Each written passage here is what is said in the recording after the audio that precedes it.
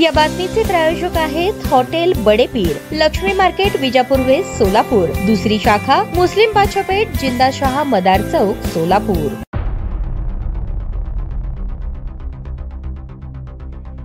मला वडावात आवाज आल्यावर मी उठून पळत गेलो। तसंच पळत येताना तिथं त्यांची आईने त्याला पकडून होते। त्याने उपरला काढताना ते पोरीला शॉक लागला।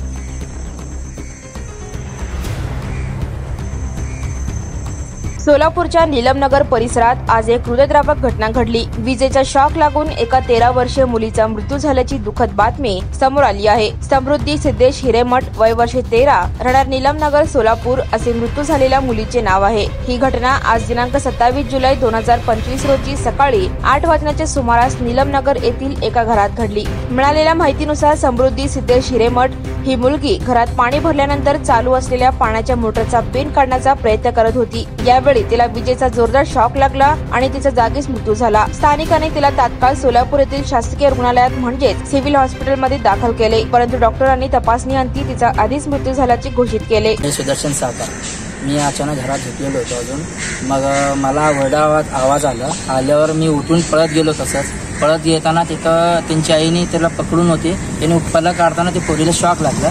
शॉक लागताना ती पोरगी पळत असताना मी जाऊन त्या पोरीला पकडून अचानकच एकदम झटके आल्यासारखं झालं। तोंड जीभ चावल्याने गेलं, सर्व एकदम खाली पडल्यासारखं झालं। आम्ही छाती ते सर्व दाबून सर्व हे केल्यावर थोडं जर होश आल्यासारखं झालं। मग तसंच आम्ही ते आमचं बाजूला रिक्षावाला ते होता ते मित्र, ते रिक्षामध्ये घालून लगेच आम्ही आशीर्वाद हॉस्पिटलला गेलो। आशीर्वाद हॉस्पिटलला आम्हाला ते म्हणलं की सिरियस पॅड तुम्ही याला सील लागवा, म्हणून सीला पाठवलं आम्हाला। काय मुलीचं नाव काय, वय वर्ष किती? समृद्धी हिरेमठ। संकेत रवींद्र कुमार विभूत आहे। सकाळी पाणी भरताना माझ्या बहिणीला चुकून करंट लागला, तो जरा जास्त ताकदीने लागल्यामुळं ते मयत झालेलं आहे। पाणी भरताना झालेलं आहे। शेजारी पाजाऱ्याने ॲड त्याला दवाखान्यात आणलं। शेजाऱ्याने खूप मदत केली यासाठी। बहिणीचं नाव सांगा। समृद्धी सिद्धेश हिरेमठ। काय करत होतं ते? शाळेला आहे, 7वीला। ताज्या बातम्या पाहण्यासाठी प्राईम महाराष्ट्र न्यूज चॅनलला सबस्क्राईब करा।